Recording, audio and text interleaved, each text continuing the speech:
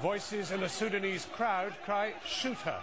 Organised protesters demand death for the British teacher. The teacher locked up in Sudan for allowing her pupils to name a teddy bear Mohammed is being kept at police headquarters.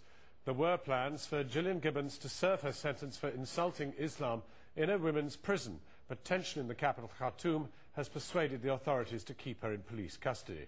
Demonstrators took to the streets today, with some carrying knives and sticks and calling for her execution. Now the Muslim Labour peer Lord Ahmed is flying to Khartoum at the Sudanese government's invitation in the hope of securing her release.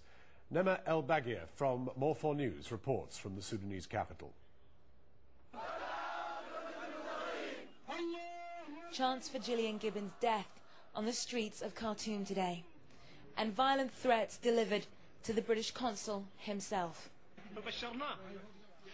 We told him, even if you throw yourselves on the mercy of the Prophet himself, be warned, you are now fair targets.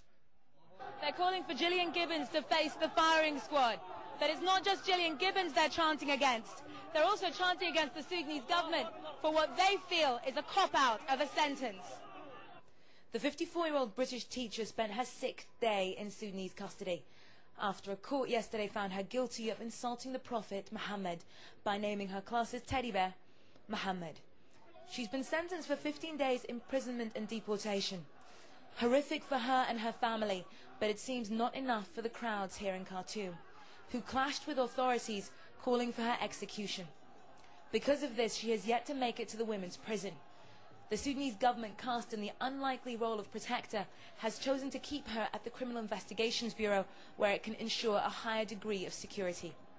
We have been told Gillian Gibbons is aware of the strength of feeling on the streets of Khartoum, but has been shielded from the fact that they're calling for her death. The President's Palace. Demonstrators outside. Inside, officials hoping to make the Gillian Gibbons problem go away. Is what? 2 weeks? 2 weeks? Street kids arrested for vagrancy get 2 weeks. Not an infidel who insults the Prophet. Putting her on a plane home might quieten the outside world, but there's now more at stake here for the Sudanese government than just a teacher's freedom. Nema El Baghir, Channel 4 News, Khartoum.